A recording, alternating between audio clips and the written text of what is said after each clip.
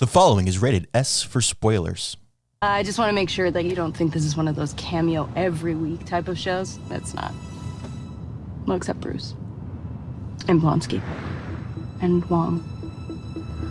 Just remember whose show this actually is.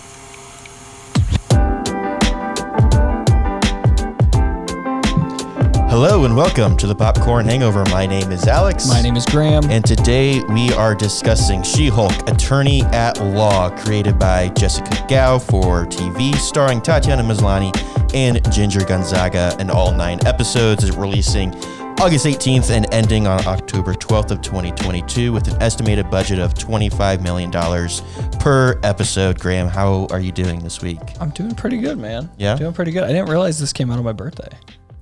It did. Yeah. I was like, oh shoot, that's. I don't know cool. how you missed that. I don't know either. Honestly, I don't think I actually jumped into this until they were at least a few episodes out. Mm-hmm. I was not on top of this when this one came out. But That's fair. yeah, but no, I'm excited That's for this fair. one. It's going to be interesting. Yeah, for sure. I mean, let's just jump right into it because I have a lot of thoughts and a lot of things to say about this show. I figured you would. If we're gonna be talking about the show as a whole, but if you want our thoughts on individual episodes, go check out our TikTok at the Popcorn Hangover. We did nightly instant reactions, and if you watched any of those, you will know that I really really liked this show, and we'll get into reasons why and why I think that's surprising. But Graham, what did you think of She-Hulk? I enjoyed it because I don't know, it kind of felt fresh, new. It wasn't anything we've kind of gotten before. No. And it was new. I don't know. There was a lot that I was not a fan of. I mean, really just the effects and the CGI. One was just absolutely terrible. I don't know. It just didn't feel like a Marvel project. Did not feel like a Disney project. I don't know where this $25 million budget an episode went, because my God, it was not. Idea. I don't know. It was definitely not with the effects team, unfortunately. But I mean, otherwise, besides the actual looks of it, I actually did think it was pretty funny. We were laughing each episode watching through it. Enjoyed all the cameos, obviously, that it had, in and out of the show. Yeah, I had a good time with it. I really had nothing negative to say about it the entire time. And some episodes were definitely just weird filler, but it also kind of always calls itself out with that. So I was like, oh, that's kind of fun. But yeah. I would almost argue that the entire show is just filler. There was not really a plot until the last episode. I don't know. Yeah. We'll get into it. I loved this show. I would go as far as saying it's my favorite of the Disney Plus shows. Really? That being said, I've only seen each episode as it came out late at night. So I'm already kind of tired. I don't remember everything that happened. Maybe if I binged it, I would think differently. I just think a lot of it came down to it was truly unique. It was just, we've complained on, I feel like the last several of our Marvel related episodes have just been entirely about how they do the same thing over and over again. And it's lackluster, we're tired, and we're getting burnt out.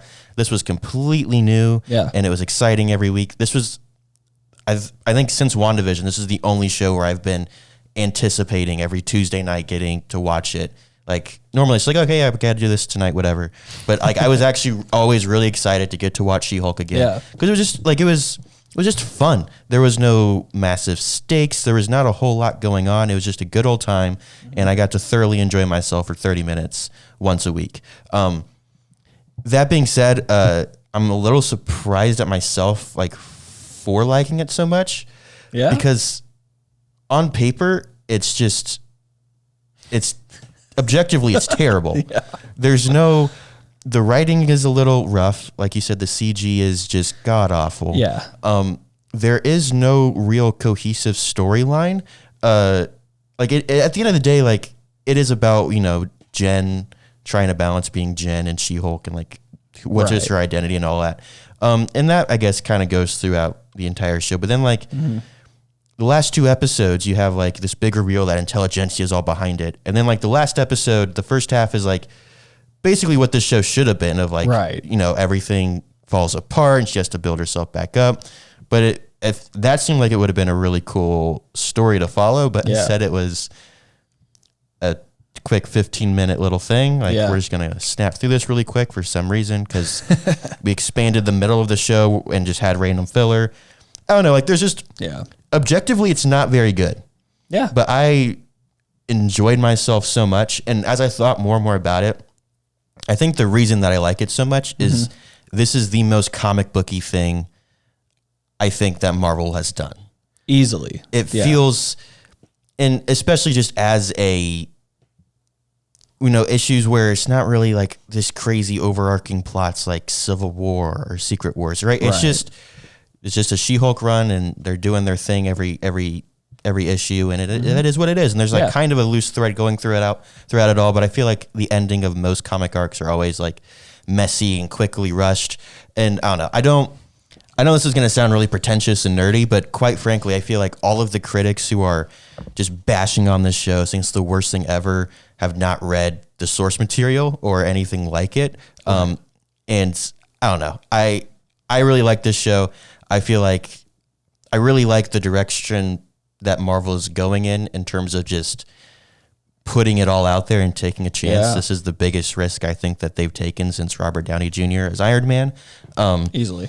I don't know. It's just, Yeah. No, I agree with all that. I mean, it's been like, for me, like with the way they introduced so much, especially with like, I feel like a lot of people too, and like this is the biggest thing that I took away from this was like the fourth wall break. Like for a lot of people, because there's a good amount of people, especially that watch these shows at Disney, have probably not watched Deadpool at all. And like, even for them, like, I don't know about that. I mean, I don't know. I just know like a lot of people, well, it's not like kid friendly. It's not like, I guess like that main thing. And so like, I even just know like a lot of family and friends, people I watched with, like the first time they watched the first episode where it was like a pretty heavy, like fourth wall break, the beginning and all the way through, they were just like, oh, that's like so weird. Like, why is she talking to us? Like, why is she talking to the TV? And I'm also just like, that's like, it is definitely something for some people to, I guess it's new to some people. It's definitely a new idea to kind of grasp because that's going to happen, especially with like Deadpool. Obviously, that's what he does. And I'm assuming kind of with his introduction, like obviously more characters like X-Men and stuff like that. It's definitely nice for them to like introduce it. I don't know. I thought the way she did it was fantastic. Yes, I really enjoyed the fourth wall breaks. I've heard some complaints that it felt inconsistent and it wasn't, I don't know, it wasn't there enough for it to make any sense. See, I thought it was perfect. And I mean, it was inconsistent. If you look at something like Ferris Bueller, where the fourth wall breaks are there constantly to help progress the story, I guess that makes sense. But the way that they were using the fourth wall breaks and She-Hulk for the most part was to call themselves out, right? And to be like, like I think my favorite example was in episode 3 when she's in the car. She's like, "Look, I know you're excited for Wong, but they're not going to be a cameo every week except for, all of this person, this person, this person. It's like, just remember it's my show." And like, I like the fact that, yes, it's a joke, but also like they made it, they were very, I don't know. That's one of the things I love about it was how self-aware the show was. Yeah. It wasn't trying to be something that it wasn't. It knew that it was going to be its own thing. It knew it was going to be original and unique. Yeah. And instead of trying to be an end game, it was just, we're just going to have a good old time. Yeah. And we're going to call ourselves out. Yeah, this is ridiculous. And we know it. And we're going to go full send on it. Yeah. I absolutely loved the intro to the last episode. Yes. Like the old stuff. That was so referencing dope. back the original Hulk show. That was so cool. Yeah. And it was super unexpected. I totally forgot we saw like in the initial trailer, like we saw like Jen and Bruce like, dressed up standing next to each other, like at the end of the trailer. And I totally forgot they were going to like do that. They shot that. And then they showed us that. And I was like, oh yeah, we got a glimpse of that in the trailer. And I was like, that was like so fun to watch, especially having the narrator come over like in the last episode. That last episode was a wild ride. Yeah. Let's talk about the last episode. What were your thoughts? Cause when people would ask me about it, like the next morning, I would say I loved it, but I can totally understand why some people might hate it. Yeah. I thought there was definitely going to be like more to it. Like, cause it was just like everything, like, cause I knew something was going to go on, like with Kevin and all that. Like I had an idea, I had no idea about that, but I had some idea that like everything just seemed to fall into place way too fast and way too well. And everyone was showing up and it really made no sense. And then when they just like tagged in on that and they were like, yeah, this is really weird, isn't it? And then she like literally, I actually thought my TV switched for a second too, when it goes back to the Disney Plus menu. And I was like, what the heck? And it makes the same sound. So I was just like, okay, yeah, that's wild. And then she like was still talking and I was like, okay, I get that. I loved that. Like that whole switch where it was just like a real life timeline, just her literally breaking out of the whole show itself. That was so cool. Yeah. I was sitting there watching the episode and just immediately got a wave of anxiety and flashbacks to watching Miss Marvel, which I loved all the way until the finale. And I was just like, no, they can't do it again. Don't do this to me again, Disney. Go listen to our Miss Marvel episode where we talk about how not a single show has a good finale. Yeah. And then we got this, and like I love how they call themselves out on it. And honestly, I feel like they listen to our show because they call out so many things that I complain about. Yeah. All the time. The super soldier serum thing. I laughed so hard when they called themselves out. Like, that sounds like another superhero. Yeah, that's how that works. Serum.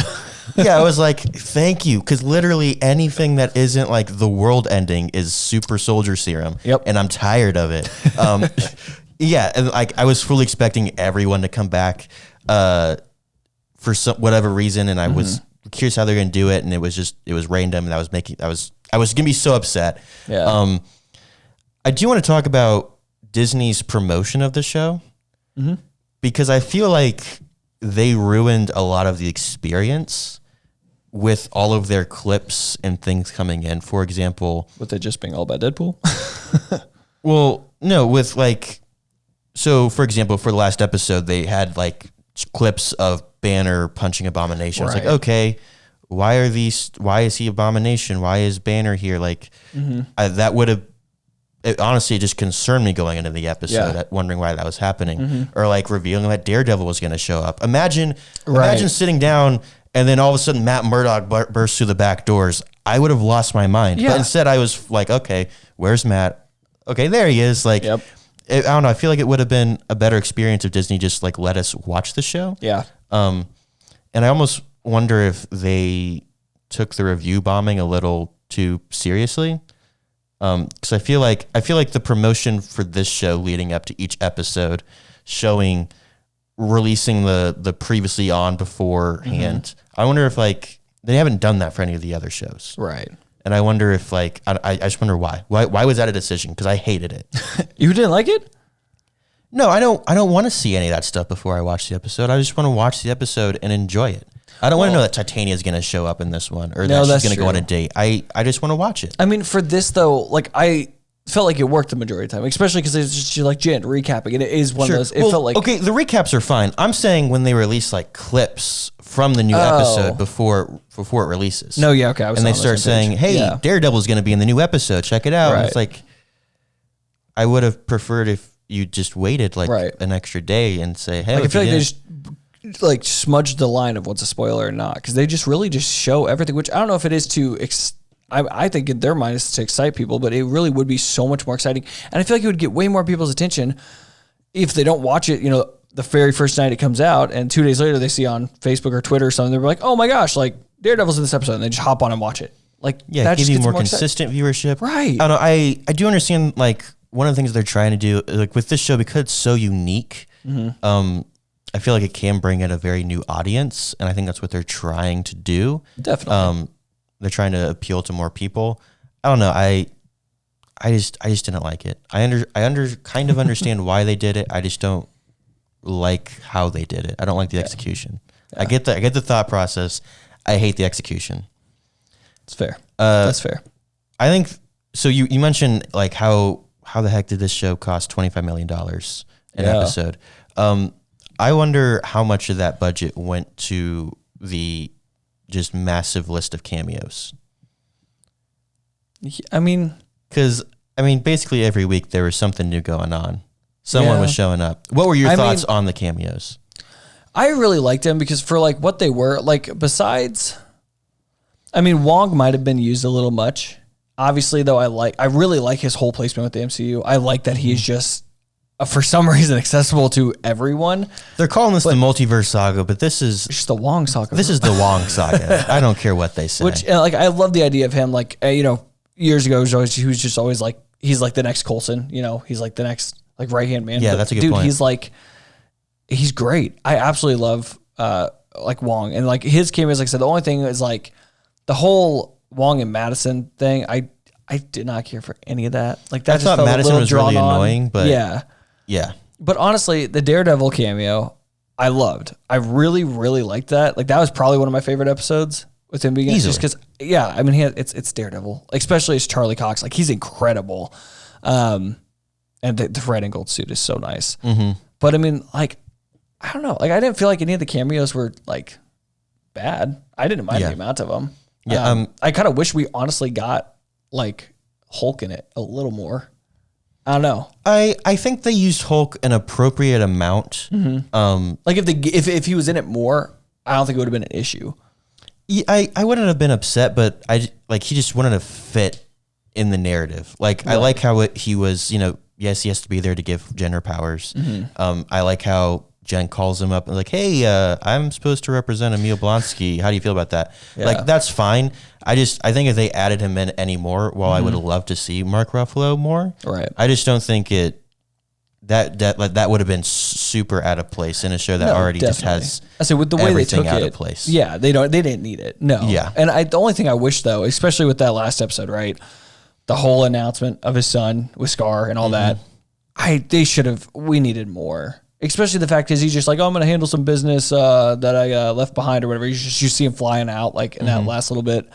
And like the third or fourth episode, I don't remember when that was, but like that's all you get. And they just shows up with the son, which everyone kind of expected. I don't know. I just really wanted like them to touch on that more, especially because like when she's like talking to Kevin and she's like, hey, just get rid of him. He's like, no, he's got to mention, no, he can do that. Oh, he's got to mention. She's like, save for the movie. And I was just like, they better give us a movie. I mean, they are doing World War Hulk, right? Nothing's confirmed. From someone who commented on TikTok, Universal is going to lose the rights to Hulk within the next 2 years. So that's why we don't have a Hulk movie, is because Universal owns the rights to that. So I don't know. We'll see. I think the way that they did Scar and everything was perfect because I mean that's basically a post-credit scene. They just put it in the show, right? And I'll go back to like the clip we played at the beginning of the episode where she's like, just remember, this is my show. Mm-hmm. And I think that is the thing that I loved the most about this show with all of the cameos. It would have been so easy to make this, when Wong shows up, this is all about Wong. Wong's just going to be crazy. And he's going to be Wong. But no, he shows up late to the trial and he does this thing and then he leaves or, whatever. Like everyone does their thing and then they leave. It's all about She-Hulk. Mm-hmm. And even one of the things, and we'll talk about it a little more later, like with, Daredevil's introduction, I love how they gave us this incredible fight sequence reminiscent of the iconic hallway scene. And then he's about to go really crazy. And I was like, oh, yes, I'm loving this. Yeah. And then She-Hulk smashes through the roof. While I would have loved to see more of Daredevil just doing his Daredevil thing, I was very quick in my head, oh, yeah, this is a She-Hulk show. We need to let her be She-Hulk and let her shine because she's the one who's important here. Yeah. And I liked how I feel like they just very visually and through the story made it very clear like what they were trying, that's what they were trying to do. And I really appreciated that. Yeah, okay. I think with a show like this with so many cameos, it could have been very easy to let those take the spotlight entirely. But I really like the fact that they did keep this a She-Hulk show. Yeah.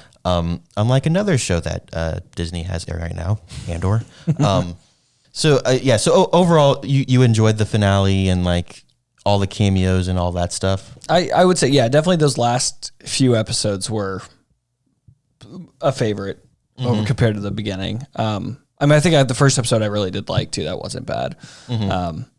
But no, I really thought this show, kind of like we mentioned, like no show has really had a good finale. Mm-hmm. I enjoyed it. It's definitely one of the best ones we've gotten so far with everything else. So I love, So, I mean, one of the things that's like very unique about this show and that we've talked about wanting on this show is a Marvel sitcom. Yeah. And I wouldn't call this a sitcom necessarily, but I think it's close as we're going to get. Yeah. Would you like to see Marvel do more of this kind of thing where it's just very silly? Or like, would you like a season 2 of She-Hulk? I think I definitely want a season 2. If they do a season 2, I'd be all for it. I don't think any would. I mean, obviously some people actually hate the show, so I mean, some people would be against it, but if they announced a second season, I think it would be great because it really was having it more like lighthearted and you really didn't know which way each episode was going to kind of take you in, or like how, if it was going to be super serious or super funny. And yeah, like I really like that like idea of episodes. Like it was super, like I said, it was fresh. It was new. If they kept that around, like don't make everything like this, but mix it up every once in a while. Like give us this season every once in a while, or like this, and maybe like one other show would be nice to have just a little more relaxed compared to like some of the other stuff. Yeah, I agree. I would love to see more variety in what they're doing. I really enjoyed this style of comedy where it's kind of just making fun of itself. It reminded me a lot of Chip 'n Dale Rescue Rangers, to be honest. Like, I mean, we talked about in that episode how like I was surprised that Disney is just okay with making a movie that's making fun of Disney, but and this is very similar to the same MCU show just making fun of the MCU, and I liked it. I also really liked that it wasn't Deadpool, because I kind of thought that that's what Deadpool 3 was just going to be, was just a bunch of Disney jokes. Yeah. And I liked that they have a new character. I was about to wrap up this segment, but I totally forgot the best part about this show. Tatiana Maslany, perfect casting. She was incredible as Jen Walters, and I need to see more of her immediately. Yeah. I do feel that way now. In the beginning, I just did not like her. And I get she was supposed to just be like real small and wimpy, and like she's like not like, I don't know. Like I didn't care for her. I don't know. I just yeah, at the beginning she definitely grew on me. I'll say that, because like now yeah, absolutely, bring her back, put her in a movies, like whatever she needs to do. I loved her as She-Hulk too, though, so like I would have no problem with her doing everything else in the future. But yeah, at the beginning I was just like, this is a little tough of casting. I loved her from the beginning. And maybe that's because I like watching like, you know, interviews and things like that. Like she's just seems like a really fun, genuine person. Like, and some of the thoughts processes that she has, like with the fourth wall breaks, again, I keep referencing the car sequence, but like, in it, you know, she's supposed to be driving and break the fourth wall, and she was like, hey, what if I just like let go of the wheel and just completely just ignore the real world for a minute? Because you can't drive without like, you know, touching the wheel. And it was like, yeah, that's brilliant. Like, you know, she was going the extra mile, and like, you can tell she really cared about the role and like telling the story. And she really cared. She definitely went all in with this. She really cared about some of the narratives and things that they were trying to tackle, which we'll talk about next segment. I don't know. I loved her just all the way through. I can't say a single bad thing that she did. I'm really upset that like her as She-Hulk looked the way she did, but you know, that's another thing we'll talk about next segment. We got a lot of teases for next segment. Graham, do you have any final thoughts, any final opinions on She-Hulk? No, overall I liked it. Like I said, this is one of those shows where if you recommended someone, you gotta let them know to get through the first few episodes, and it gets better. But that's honestly how I've kind of told people, because I've noticed that people have watched the first couple and they're just like, yeah, this is not my thing, and it's not. It's totally new. You haven't had this thing yet. I would disagree, because I feel like the show's pretty consistent. I feel like if you don't like the first couple episodes, you're not gonna like the rest of the show. I mean, maybe. I think. I mean, see, I kind of was like in that boat though. Like was not a fan, which I was going to push through it, obviously, anyway. I was going to watch it all, no matter what. So maybe that was just like, I'm going to get through it. I got to like it at some point, maybe. And I did end up liking it a lot. But sure. Maybe it was just like a new thing, like where you kind of just had to like adapt to it. And I know for me, I was just, this is the kind of thing that I've wanted for a long time. And it reminded me of the comic books that I'm reading all the time. And so I was just all in right away. But I could definitely understand why you might not be all the way in, and that is something we are going to dive into next segment. One of the things we're going to dive into next segment, we're going to talk a lot about whether or not She-Hulk was worth the risk for the MCU, because quite frankly, it is it's getting very, very mixed reactions, and I feel like it's being weighted towards the negative end. So stay tuned for all of our thoughts on that.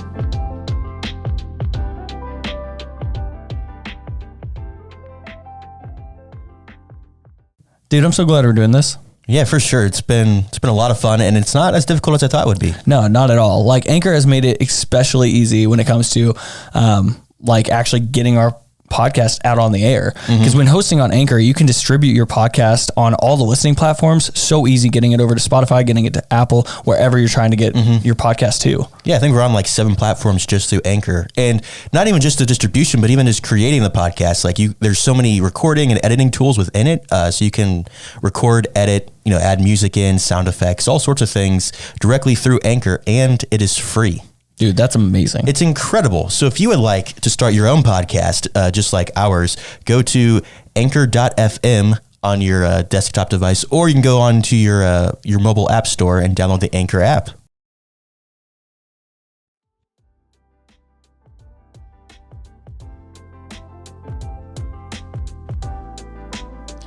We are back discussing She-Hulk, Attorney at Law. Last segment, we gave all of our thoughts. This segment, we're going to dive into why we think other people have their thoughts. Yeah. Because, I know what other people are thinking. I heard a lot of different opinions with this one. There's a vast variety of opinions. Yeah. Looking at critical reception, Letterboxd has a 2.8 out of 5, IMDb a 5.1 out of 10, and Rotten Tomatoes has a critic score of 87% and an audience score of 35%. Whoa. A pretty big difference, and those are all for the series as a whole. Minus Letterboxd. Letterboxd opened it up after episode 1, and going through there were a lot of just episode 1 reviews. So that's gonna sway it potentially, especially like with what you were saying at the end of last segment with give it a few episodes. Some people had that, and then other people were only reviewing the Daredevil episode, which they were giving like 5 stars. This one's a little tough to like really gauge what they're. Yeah, but it did have it's had a very loud negative. I don't know, a loud group of people who did not like this show. Yeah. And right off the bat, it massive review bombing issues, which I think is what tanked a lot of these scores. I found an article kind of going over some of the reasons why it was review bombed and some of the issues that were going on. A lot of it was like the woke culture of it all. A lot of people were very, very upset with how feministic it was, and yes, it was very on the nose and like I'm angry all the time. I'm not gonna get into that because I'm a dude. I don't relate. Whatever. It's fine. Well, let me tell you all about. I'm just kidding. Yeah, let me tell you why She-Hulk is wrong. Gosh, I don't know. I liked how they handled that in later episodes, especially. Like I like how with the Daredevil episode, the one that they know that everyone's gonna watch, regardless if they've seen other episodes of the show, they threw in this big message about femininity and being quote unquote woke, what people would say. Like I like how they made like that a big message of that episode, and it was the one that they knew that everyone was gonna watch. Yeah. And a funny story, I was talking to a coworker who was watching the finale with a friend, and they got to the part where they're in the meeting or whatever, and Pug's doing his investigative stuff, and one guy's like, I'm not upset because she's a woman. I'm upset because she thinks she's better than us. And this friend who was with my coworker was like, "That's what I'm saying," totally seriously, and it was just like, what the heck? That totally went over your head, dude. Like you totally missed the point. But that is exactly who like this show is for in some aspects. Wow, that's so funny. Yeah, I don't know. I get why people don't like it. They don't really like politics in their movies, and fair. I can understand that. Yeah. I guess this is a show, not a movie, but I don't know. I can understand that a little bit, but I think it's fine. A lot of people were also upset on the other end of the spectrum that this was just a show. Why didn't they give this the movie that it deserved? This was a movie it would not have done very well. Just stylistically, it would have had to be completely different. Right. So I think it was a very good call to make it a show. Another thing that people were very, very upset with was the CGI, as alluded to last segment. It was rough. Bro, I just don't even get it. It was awful. Yeah, there was one episode, I don't remember which one. I'm just gonna say 5. That sounds right. When she's going on all the dates. It was like 3. It was like earlier. I don't think that was that early. It was like 3 or 4. Yeah. It was definitely not that early. Maybe it was maybe 4. I don't know. whatever episode it was, and I said it in my TikTok review, like it looked actually kind of good in several scenes, and I feel like it was because they actually gave texture to her skin. Because I think that was the issue. She just looked so flat and not like there was just no texture to her at all. She was just a green blob walking around. That was perfect and just didn't fit in with a very unperfect world. I feel like when your main character is a CG character, I feel like there needs to be a lot of attention on making her look good. Yeah. But also, while she looked bad in every episode, again, the show is consistent, and I personally gave it some points for consistency. Like, if it was changing drastically between episodes, that would have been very bothersome. But by halfway through the show, I was like, okay, this is bad. It's fine. Let's change her back to Jen Walters soon. But also, like, I'm expecting it to look this way. So I adapted to it. I thought it was manageable. I got used to it. I wish I didn't have to. And also, like, I just didn't really care in this particular instance. Like, early on, I was just I think I was more confused than I was, like, upset. Like, right. I just, as long as you're telling a good story, which, again, objectively, it's not a great story, but, like, they were they were doing what they were setting out to do, which I guess they got from A to B. I could say was a good story. I don't know. Yeah, we're gonna go with that. They did what they were intending to do, and they did it well, in my opinion. And I didn't really care that she looked that bad. Yeah, I honestly, with her, I agree. I got used to it. I towards the end didn't care. I actually do think in the last episode when she like goes into like the assembled, little clip part, and she's like in like the real world. I thought she did look better. I didn't like it. I still didn't like it, but she looked like really she was more detailed than like she did in the show. And even when she goes back to the show, I felt like it was just like, oh, we're back in the show. You can clearly tell we're back in the show. Yeah. Well, and the reason for that is they don't hire like one guy who just does the VFX. You watch the credits, like particularly of like the whole team an action movie. Yeah. You don't even have a team. You have several production houses who are working on different parts because it takes a very long time to do that kind of stuff. And Marvel has really short turnarounds. So that's why like sometimes it did look better than others. I'm assuming was they just had different production houses who spent more time on it or just did a better job.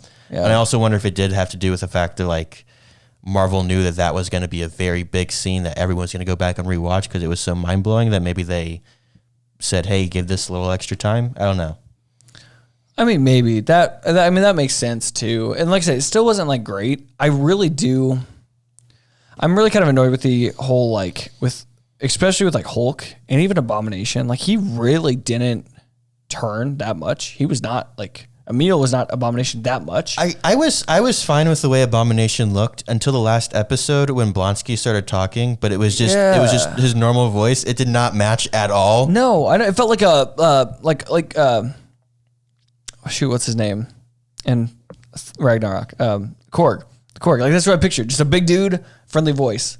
Like that's what I saw. I just like literally like heard that. Like I guess. And so I was just like, but no, I was like, yeah, like there's no like growl, no like loud like Abomination style, like, but like when you were like watching like Shang-Chi, and you see like Wong and him fighting, he still looks completely different. And I get that movie had a way bigger, better budget and better team that worked on the CGI, but like keep that consistent. Especially the same thing with Hulk. Keep Hulk consistent. See, people are saying that. I disagree with that wholeheartedly. Really? I think Bruce Banner looks. I mean, I think it looks fine. I think he looks just as good as he does in his other movies because they have the models. They just took the models and they hit copy paste. All right, put the new movements in there. I think he looked fine, and I think people just assumed that because I think it's like the cheerleader effect. Oh, Jen Walters looks bad, so Bruce Banner looks bad. I thought Bruce looked fine, and that was one of my big complaints in the first episode. Was like that was the thing that made me upset was that Bruce looked fine and Jen didn't, and it was very noticeable. And yes, Hulk he didn't look the exact same that he did in Endgame because obviously those are two different things. But Hulk looked really good in my opinion. Yeah. I mean, I guess, and I think honestly that does make a little more sense if they, with Jen's CGI and his, like it just probably, doesn't help him look It doesn't make him look any better. Yeah. But still with like Abomination though. Like why was it that same? Wouldn't they have taken the same? I thought it looked the same. I mean, I also didn't get a very good look at Abomination and Shang-Chi. Yeah. I don't know. I just feel like it's just like, especially for them, like I thought he looked fine. The only thing that looked maybe a little weird was his face was different, and that was probably not something that they put a ton of effort into. They probably didn't hire Tim Roth to come back to model his face for Shang-Chi. They probably just did whatever. Right. So I think that's why it might look a little weird to you. Okay. Yeah, I don't know. I just feel I don't know. That's just a big thing. If they've been in something previously, they need like consistency across. Which, and like I said, the thing with Hulk might have for sure. Obviously, we haven't seen Scar yet, but Scar just looked like just a wet green bean on the screen. He did not look good at all. He didn't look very good. He looked absolutely horrible. He looked completely like a Tootie sticker that someone just stuck next to Hulk. I literally was like looking. You can't even tell. I'm dead serious. I could not tell if those were clothes or if those were tattoos. I'm not kidding. I literally paused the screen, walked up to my TV. That is the flattest thing I've ever seen in my life. Everything about it. His hairline, he's got 3 of them. If you look at it, I don't know if there's tattoos. I don't know what it is. I was so shook. I really, I don't know. A lot of it, all of that triggered me. But well, if we're gonna fulfill your request of keeping things looking the same, next time we see him, he has to look that way now. Better not look that way. Well, no, you can always go up. Just don't go down. Now what do you want? You're being very wishy-washy. You're going back and forth. No, listen, no. Let's shut up real quick. Because listen, if they've already been great, I'm just saying you got to keep them great or make them better. I'm not saying you can't be better. Okay, just don't be worse. Thank you for clarifying. Thank you. Yeah, you're welcome. Yeah, I appreciate. You got that backwards. There you go. So yeah, that's CGI. Yeah, I don't know, but yeah, people were really upset with CGI, and I get it. They have an expectation. Yeah, I got over it. I don't think it's everything. It's not the greatest show of all time. Yeah, because of that. But yeah, whatever. But yeah, in this article, they did something very interesting, and they broke down. It was written after the premiere of the first episode, where a lot of the review bombing was actually happening. And what they did was they broke down the percentages of 1-star reviews on IMDb for each first episode of each of the shows. And I'm just going to break those down really quick. It'll make more sense if that didn't already. So WandaVision, 2.2% of the reviews were 1-star. Falcon Winter Soldier, 2.9%. Loki, 1.5%. What If, 2.1%. Hawkeye, 1.5%. Those are all pretty good percentages. You know, Loki, Hawkeye, I think were fantastic premieres. Definitely. Obviously, they would have the lowest percentages. Moon Knight had a 4.1%, which I was very surprised by. And then we get Ms. Marvel, which had a 19.9% 1-star review rating, which, again, is interesting because I think Ms. Marvel was the first one to really take that step outside of what's normal. Yeah. And even, I think Moon Knight really Moon Knight flirted with that line a little bit, which might be why it had a little more. But then, Ms. Marvel really kind of stepped outside. But I don't think, and these are based off their first episodes. These are the percentage of 1-star reviews on the first episode on IMDb. And then She-Hulk's first episode had a 28.7% 1-star review percentage. So people clearly don't really like this whole new direction thing, taking a risk type stuff that the Marvel's attempting to do. Yeah. And I have a few ideas as to why that could be. Okay.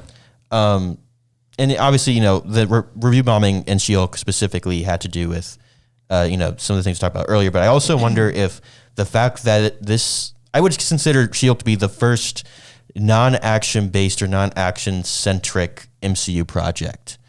Yeah. Truly non-action based. One of the things that like the MCU's been like praised for is its ability to like jump between different genres and continuously do something quote unquote new. Right. So for example, you have like fantasy with Thor, sci-fi with Guardians, you have period dramas with the first Avenger, you have heist films like Ant-Man, thrillers like Winter Soldier, and then you have like those are all like action kind of fits into those categories. Right. And then you have a law comedy ? Question mark. that doesn't really, action does not really fit into there like a heist movie. Yeah.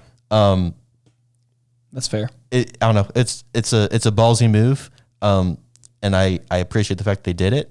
Yeah. I obviously really liked that they did it. Like, what are your thoughts on that? Like, do you think Marvel should stick to, yes, doing different genres, but genres that kind of work within the action category?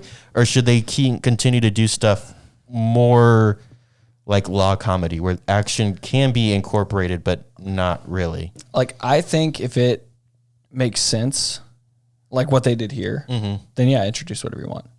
I think bring it, because like honestly, like I was thinking about it too, and like I literally didn't realize it. Like I saw like a poll that Disney Plus or someone Marvel something did on Instagram, and it was like a voting thing, and it was like, what was your favorite like courtroom scene?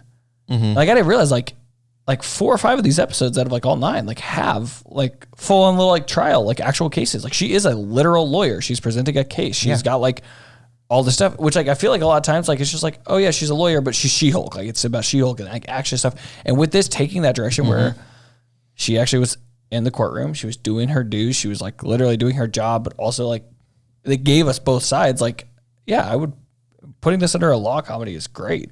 Yes. Like I think just giving us that. But like I said, if they were like, oh, this is a law comedy, and we saw her like in the first episode with like Titania, and that's it. Yeah, no, I don't care about like, yeah. Well, and I don't know, that reminded me of a point that I should have mentioned like in our last segment. Like I say it over and over again, this show's consistent. The thing that I think I loved the most about this show was the fact that it was like law comedy and they were going to stick with both of those aspects. Yeah. And my biggest fear going into the show and my biggest fear with Daredevil Born Again is that they're going to do what the Netflix show did. We're going to get 2 episodes where we're seeing Matt Murdock in the courtroom and he's being all badass. Yep. And I'm like, yeah, we're going to get like a Suits, Better Call Saul kind of thing. Yep. Lawyer by day, Daredevil by night. And then he's never going to step into a courtroom ever again. But apparently he's a lawyer and he's still doing cases and he's still making money. But he's also up all night being Daredevil and doing everything else. We're just not going to ever see that. Yeah. And like that's what I thought I was signing up for with Netflix's Daredevil show, and it wasn't. And I thought that was what they were going to do here, because it's just the trend of we got to make this action packed, and doing courtroom stuff, it can be very difficult to make action heavy. And I like the fact they said, okay, this isn't going to be an action heavy show. There's going to be episodes where there's literally not a single real punch thrown, right? Or it's going to be a really quick, hey, let me handle these goons in the back of an alley really quick, like the littlest bit that holds people over. Yeah. I was totally okay with that. I not every Marvel comic book is action based. One of my favorite Marvel series is called Frontline, and it's literally, particularly in the Civil War event, like it's literally just reporters who would go out to these battles, and it was showing their perspective on how they were reporting all the superhero fights that were going on. And there was there was action like in the background, but it was never necessarily about... It was never the main subject. It wasn't about the action. The action was never the focus. It was entirely just these reporters running around trying to report on what was happening. Like, that's really cool, and there's really cool stories that are outside of all the big, massive kaiju fights that Marvel and Hollywood seem to be obsessed with right now. Right, yeah. No, I always love things like that, especially with like damage control and like little things like...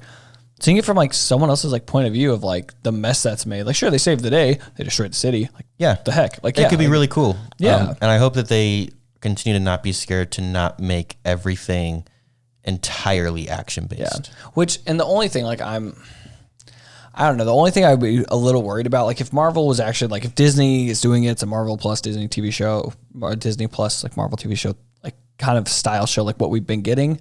I don't think it would be an issue. The only thing is I'm worried if they like keep going down like all these different styled things. Like I think they would do good, but I'm also worried like it's just going to be like ABC, like the ABC network on TV. Like they had S.H.I.E.L.D. They had all these other shows that they were just like kind of stepping into that were like Marvel style shows, but it was not your big screen movies. It was not which obviously we didn't have Disney Plus at the time, so it could have been different, but like that's what I'm kind of worried about is if they give us like, oh, like say they do like a Frontline style thing. Like if they do that, like, that like no one's going to care about that because it's not like the main.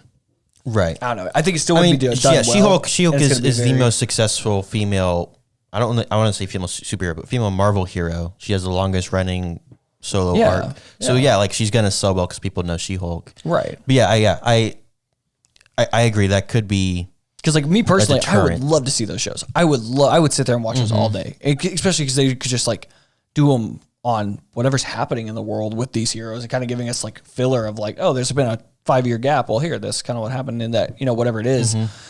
Like, I don't know. I would personally love that, but I just feel like a lot of people would. I mean, kind of like I said, like those ABC shows. I know people who loved like S.H.I.E.L.D. and some of the other ones. I never had any care for those after a while. But yeah, I have an idea of how we can get those stories. And this idea is so broad that you should tune back in 2 weeks to hear more about our thoughts on what that idea may be. I know we typically tease like the next episode, but we're going to tease the episode after the next one. Yeah, take a week off. Don't listen to us next week. Come back and... No, you should definitely still listen next week. Still listen next week. You're going to get fired. We're just joking. Is it? Yeah, for sure. So Graham, one of the other things that people have complained about was how, I guess you have the cameos and stuff, but like and something that people have been complaining about a lot in the MCU, and I think is funny that they're not really mentioning about She-Hulk, but they still absolutely hate She-Hulk, is the fact that a lot of the stuff is not like building upon anything or setting anything new up. But I feel like She-Hulk is actually doing quite a lot. Yeah. And it's not making a massive deal out of everything because, again, it's a She-Hulk show. So, I mean, some of the things that I noticed, particularly in that last episode. Yeah. A lot of name drops. Hulk movie confirmed, ? Obviously we got the tease. Yeah. People really want World War Hulk for some reason, even though I don't know how they can possibly make that work. No, I don't either. But Hulk, they said save it for the movie, so that means we're getting a Hulk movie. X-Men confirmed to not be coming for a while. Not that was much of a surprise, but that kind of seemed like it might be confirmed. But it also has like some changes to the MCU. For example, Daredevil being introduced here. We're seeing actual Daredevil for the first time. It's very good. It's a very different kind of take on what we're used to on the screen, and even what he's kind of most known for. But I like that Daredevil can be a fun guy in the comics, especially in older eras. Yeah. I was reminded a lot of Ryan Coogler, who was talking about with Namor. Like, if you read the comic books, it's this dude who runs around in his underwear with wings on his feet, and he's like, he's Aquaman, but he can also fly for some reason. Like, that's the most ridiculous thing in the world. So instead of trying to make that cool, let's just do it. Let's just do it. Yeah. And I like how, you can't. They actually did a pretty good job, but it's pretty hard to make a yellow and red suit look menacing. They've been able to do it so far. I mean, and the suit did look sick, but also I would not be as scared of that as I would be of like the more iconic red suit. Yeah. Yeah, I mean that's just by its nature. It doesn't like make it like friendlier necessarily. It doesn't. I'm not gonna say it makes it friendlier, but I don't know. It's much sillier. It's a lot less practical, and instead of trying to make it super serious, like if they threw that suit in Netflix's Daredevil show, would not work. I don't know. I appreciate the fact that like they weren't trying to make him super serious like we're used to, right? And quite frankly, what Born Again is probably gonna be based on what the Born Again arc is. I hope they give us some dark though. Like I hope he's still like. I mean, no, like again, Born Again is about like, girls like getting like raped and murdered, and he loses his identity, and like there's all sorts of crazy stuff. Like you can't do Born Again and make it kid friendly. It's just not possible. That's just how it is. So it's gonna get dark, but I like how like we still got to see the other aspect of Daredevil, and again, very comic booky in that way. When people jump into other people's stories and other people are writing to other characters, like it's gonna change up a little bit, and I was cool with that. Yeah. Also, I think Jen and Daredevil were like perfect together. Dude, absolutely. I don't know how that relationship would work in the future, but I kind of hope it still. Probably won't, I hope it still like stays a thing. I just hope it's something that they like hint on like in the future. If they ever like pull up and be like, hey, she's in LA, he's in New York. I mean, maybe they can visit back and forth, and that's how they can introduce each other. How they can introduce those characters and other properties and projects. I don't know. I think that was like a really like the chemistry between Charlie Cox and Tatiana Maslany was just perfect. Yeah. I didn't think I'd like him as much. At first when they started flirting, I was like, this is weird. But then by the end of the episode, I was like, this is just so perfect. I was like, yeah, go both of you. Like, I can't imagine like any other is going any other way. It just it had to happen the entire time. Yeah, it was great. But yeah, I liked how they did that, and I also liked how they kind of subtly changed a few things about the world. For example, I'm not going to take credit for this idea, but someone pointed out, probably on Reddit, how She-Hulk is kind of made the MCU like The Boys in the sense that superheroes are just a thing and like everybody and their dog is a superhero now. Yeah. Like the fact that they have a tailor who like his job is just he makes super suits for a living. Yeah. Like, I don't know. It's just that they need a superhero law division. Like, remember whenever it was just like Iron Man, it was like a whole big deal that there was this guy in a suit who was like, you know, being a vigilante. Yeah. And now there's just everyone's a superhero and no one really seems to be questioning it. Yep. Could that potentially be how they introduce the X-Men, as there's some mutant gene that's popping up for some reason? And I definitely now think everyone's so. becoming a superhero? Yeah. I would have no doubt about that. I mean, they'll find obviously a nice, like, easy, sneaky way to like. I mean, yeah, because they've already kind of started that with Miss Marvel. Yeah. So yeah, that could be how they introduce the X-Men in the future. Yeah. Maybe, potentially. I don't hopefully. know. But with that, another aspect that people have complained about with She-Hulk is like her origin. If you look at like phase 1, if you look at all the origin stories of those superheroes, you have Tony Stark builds a suit. Captain America gets a very scientific, he gets a scientific like injection. Thor is just a god. Banner, science. Black Widow and Hawkeye don't have crazy augmentations and stuff like that in the comics. They're just people who are very skilled. Yeah. Like the entirety of the Infinity Saga really is primarily very practical explanations for everyone's abilities. And now with the Multiverse Saga, and particularly with She-Hulk, it's just kind of becoming a little more magical. Dude, almost all of phase 4. I mean, just with introducing the whole magical aspect of everything. Yeah. And I guess She-Hulk is kind of sciencey, or blood transfused with this other, with Bruce's blood. So, I mean, I guess that's kind of a sciencey explanation. Yeah. But they're kind of drifting away from that sciencey aspect, and they're going very mystical and magic based. Do you think that could be a deterrent to some people? Like, do you think a lot of people were really happy about, like, Doctor Strange isn't magic, he's just pulling energy from another universe? Like, do you think the fact that they are just kind of willing to say, yeah, it's just magic, deal with it? Do you think that could be a deterrent to some people? I think if it is, I think it, yes. I think it, to answer your question, I think it can be. I think it will be. I think people that think that, like that, look that hard into it, just need to remember that this is a TV show. It is a movie. It is completely... No, this is my entire identity. It is my life. This is real life? It's not real life. It's my life. And if they screw it up, I cannot live in this world any longer. And I get there are people like that. I do. But it's just, that's the thing to me. It's like if people are like, oh, they're stepping away from like what is real and what isn't. Like, boy, none of this is. You ever seen a man flying in a suit? No. Like, chill. There's no Iron Man. There's no... Made in a cave with a box of scraps. Yeah. Like, that's the thing. Is like, I think some people are going to get tired, or like, I'm probably just like annoyed with the whole magical aspect and all of it, and the whole like the big, bringing introduction of like witches, like that whole side of thing too. And like, it doesn't matter.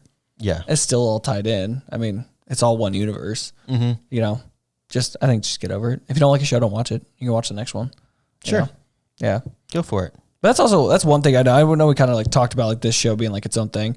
I really do like that. You really could watch this and not need to watch anything else. No. And you could watch everything else and not watch this, and you would be fine. Like, really. It helps with things. I mean, like it teases things, it introduces things. Yeah. I mean, I highly doubt we're going to see Tim Roth just like chilling with Wong in the Sanctum.